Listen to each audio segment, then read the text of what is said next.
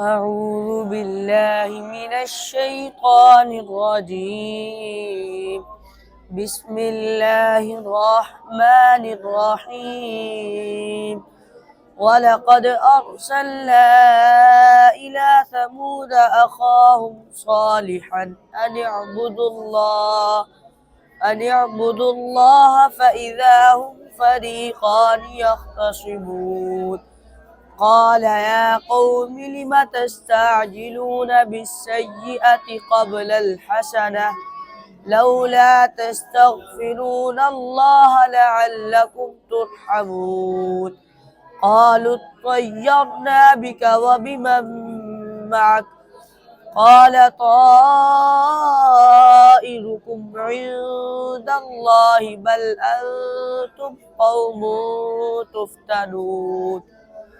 وكان في المدينة 9 رهط يفسدون في الأرض ولا يصلحون.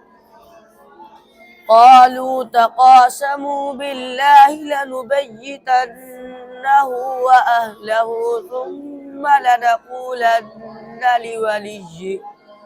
ثم لنقولن لوليه ما شهدنا مهلك أهله وإنا لصادقون. ومكروا مكرا ومكرنا مكرا وهم لا يشعرون.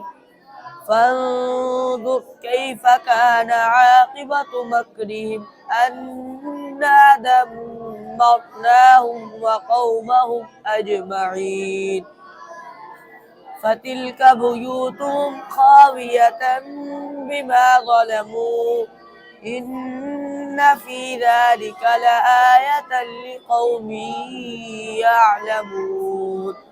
وأنجينا الذين آمنوا وكانوا يتقون. ولوطا إذ قال لقومه أتأتون الفاحشة وأنتم تبصرون أئنكم لتأتون الرجال شهوة من دون النساء بل أنتم قوم تجهلون. فما كان جواب قومه إلا أن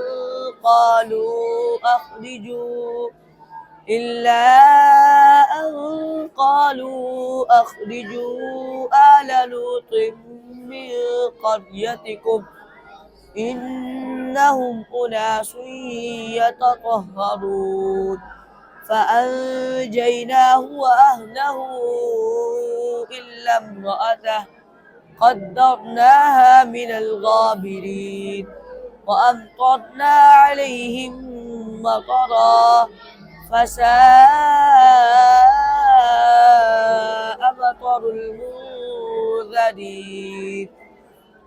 قل الحمد لله وسلام على عباده الذين اصطفى